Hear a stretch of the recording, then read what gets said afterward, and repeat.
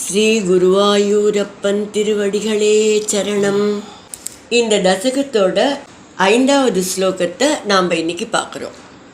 முதல்ல வார்த்தைகளை பிரித்து சொல்லலாம், பிறகு ஒவ்வொரு வரியும் சேர்த்து சொல்லலாம். ததோ பவதுபாசகோ ஜடிதி மிருத்யுபாஷாதிவ तथो भवदुपासको झटिति मृत्युपाशादिव प्रमुच्यतरसैव सा समधिरूढ रूपान्तरा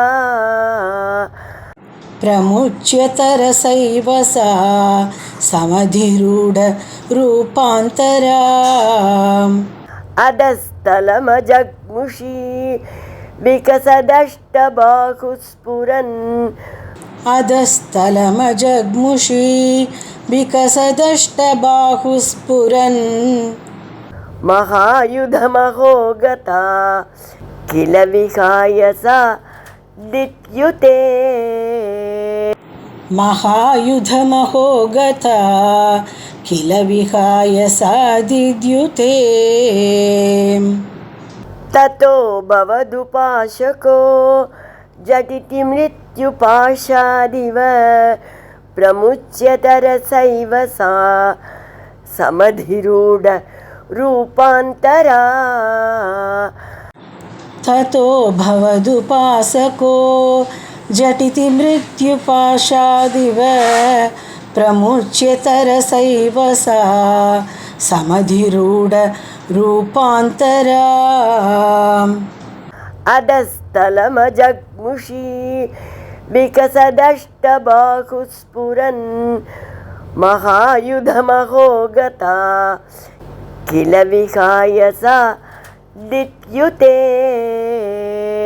अधस्तलमजग्मुषी विकसदष्टबाहुस्फुरन् महायुधमहो गता किल विहाय सा दिद्युते.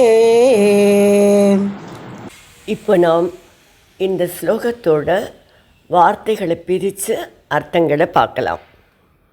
ததக அப்போது, பவத் உபாசக உங்களுடைய பக்தன், மிருத்யுபாசாதிவ காலனின் கயிற்றிலிருந்து விடுபடுவது போல, சா அந்த குழந்தை, ஜட்டிதி பிரமுச்சிய சட்டென்று அந்த கம்சனுடைய பிடியிலிருந்து விடுபட்டு, தரசாயேவ உடனேயே, சமதி ரூட ரூப அந்தரா வேறு வடிவம் எடுத்துக்கொண்டு, அதஸ்தலம் அஜக்முஷி பூமியை நோக்கி கீழே செல்லாதவளாக, விகசத் அஷ்டபாகு விளங்கும் 8 திருக்கரங்களில், ஸ்புரத் மகா ஆயுதம் ஒளிவீசும் திவ்ய ஆயுதங்களை ஏந்தியவளாக, விகாயசாகதா ஆகாயத்திற்கு சென்று, தித்யுதே கில பிரகாசித்தாள் அல்லவா, அகோ என்ன ஆச்சரியம். இப்போ இந்த ஸ்லோகத்தை முழுவதுமாக பாராயணம் பண்ணி இதோட முழு அர்த்தத்தையும் பார்க்கலாம்.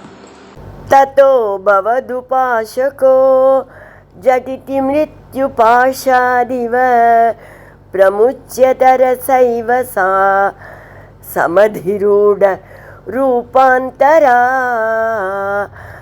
अधस्तलमजग्मुषी विकसदष्टबाहुस्फुरन् महायुधमहो गता किल विहाय सा தித்யுதே.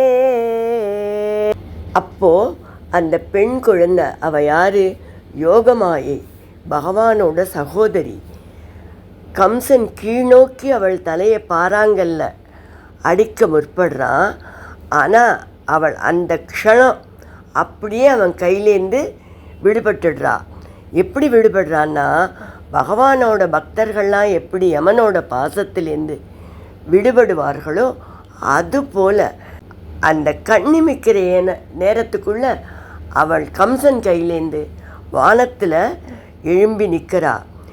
வேறொரு உருவத்தை எடுத்துக்கொண்டு 8 கைகள், 8 கைகளிலும் சூலம், வில்லு, வாளு, கேடயம் முதலிய ஆயுதங்களுடன் வியக்கத்தக்க வகையில் காட்சியளிக்கிறார்.